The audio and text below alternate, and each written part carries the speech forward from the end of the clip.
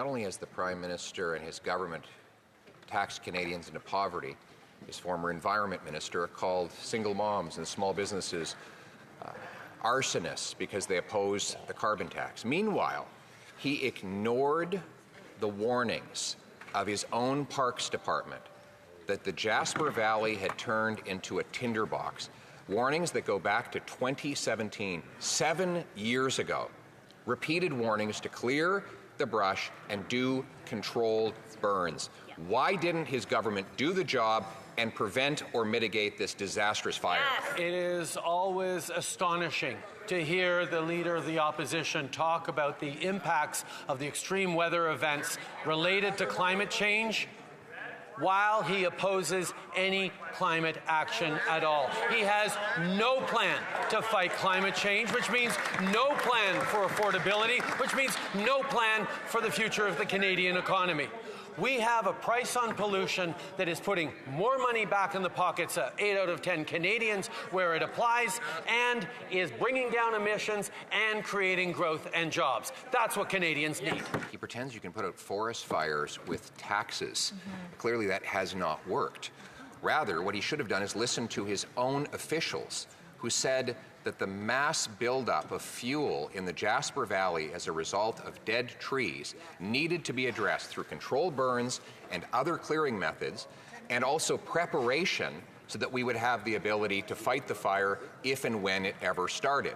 All of this is documented in email correspondence and now testimony at a parliamentary committee. Instead of taxing Canadians into poverty, why didn't he fight forest fires? Jasper was one of the most fire-smart communities in the country. Over the past years, residents and leaders within Jasper have been exemplary in making sure they were doing everything they could to protect their community. This fire, Mr. Speaker, was a treetop fire. It jumped from treetop to treetop and through flaming pine cones kilometers ahead of it, which is what set this burn. This is a result of climate change, Mr. Speaker, climate change he doesn't want to fight. That kind of erratic screaming and hollering is not going to tackle the problem of forest fires, screaming about flying pine cones, etc. It's true, the people of Jasper were fire smart.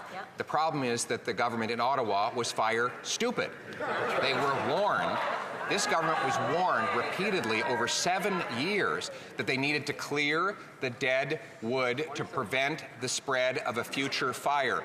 Why, instead of bringing in a crippling carbon tax, didn't he clear away the wood and stop leaving a tinderbox to explode? One of the jewels of Canada's natural beauty burned because of climate change. And his focus is trying to blame Ottawa for that. That, Mr. Speaker, is completely irresponsible and shameful. But we have all seen that from this Conservative leader, who would rather try and rile people up and point fingers than actually try to solve any of the challenges Canadians are facing, either today with affordability or tomorrow with climate change. That's not leadership. I'll tell you it's not leadership. That in February of this year, email correspondence within his government confirmed that they were canceling a controlled burn specifically for political optics. They did not want to do controlled burns. They did not want to do the same kind of forest management and maintenance that Indigenous people had done for thousands of years, and that had been recommended by both people on the ground and officials in the department. The reality is he didn't do his job. He should be accountable and explain why he let the valley go up in smoke and used a carbon tax to hide behind it all.